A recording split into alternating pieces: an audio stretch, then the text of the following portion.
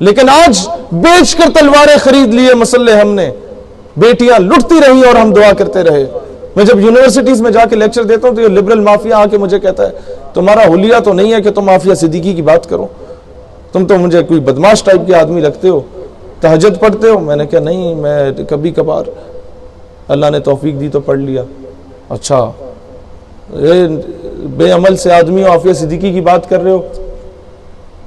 اب سنیں غور سے، یہ اکثر یہ تانے ہمارے نوجوانوں کو ملتے ہیں۔ میں نے کہا بھائی جان، اگر آپ کی بہن کو کوئی اغوا کر کے لے جائے تو پہلے تبلیغی جماعت کے ساتھ 40 دن چلے پہ جاؤ گے، پھر جا کے بہن کو لاؤ گے؟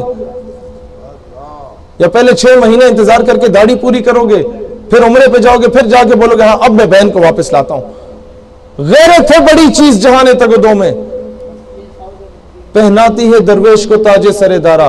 1857 کی جنگ آزادی کے بعد انگریز نے جب مرزا غلام احمد قادیانی کو انٹروڈیوس کرایا نا، تو انگریز نے اس کو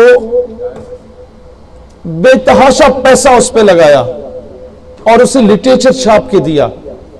اگر آپ قادیانیت کو سٹڈی کرتے ہیں نا، ان کے خرافات کو دیکھتے ہیں، تو 84 سے 90 کے درمیان اس نے کتابیں لکھی جو اس کے ہاتھ سے لکھی گئی ہیں، جو اس کے نام سے شائع ہیں۔ اس کے علاوہ وہ کہتے ہیں 5 الماریاں بھری جا سکتی ہیں جو کتابیں میں نے صرف جہاد پہ لکھی ہیں، اور اس میں کیا ہے کہ دور حاضر میں جہاد جائز نہیں ہے۔ دور حاضر میں ہمیں وقت کے تقاضے کو دیکھنا چاہیے۔ ہم بہت معاشی استحصال میں ہیں، انگریز حکومت کر رہا ہے، ہم نہیں اس طرح کی باتیں کر سکتے۔ سمجھ لیں آپ، تب سے ہمیں نصاب میں پڑھایا گیا کہ بس سب سے بڑا جہاد میں نفس ہے، اس کے علاوہ تو کچھ نہیں ہے۔ یہ جو لڑ رہے ہیں بارڈرز پہ تو ویسے ہیں۔ مجھے بتائیں آپ لوگ تو یہاں آتے ہیں مختلف زیارات، مجھے تو بھول گیا ان صحابی رسول کا نام، آپ مجھے یاد کرا دیں کون سے صحابی رسول تھے جنہوں نے کہا جب سیدنا بلال حبشی صدا کہتے تھے حی علی الجہاد، اب جہاد کی تیاری کرو، تو کوئی صحابی آئے رسول اللہ کے پاس اور کہا کہ حضور بتائیں کس موضوع پہ مضمون لکھنا ہے کسی کو نام پتہ ہے؟ یا کسی صحابی نے کہا ہو کہ کہاں جا کے فنکشن کرنا ہے یا کہاں جا کے تقریر کرنی ہے؟ سب کو پتا تھا کہ اب میدان عمل میں آنا ہے۔ نادا گر گئے سجدے میں جب وقت قیام آیا۔ آج یہی پیغام ہم حاکم وقت کو کہتے ہیں کہ جناب دلیر بنو، پوری قوم تمہارا ساتھ دے گی، لیکن بنو دلیر۔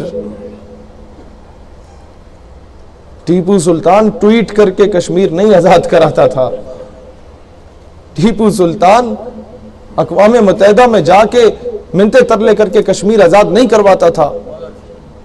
ٹیپو سلطان جس کی مثالیں دی جاتی ہیں وہ بھیک نہیں مانگتا تھا۔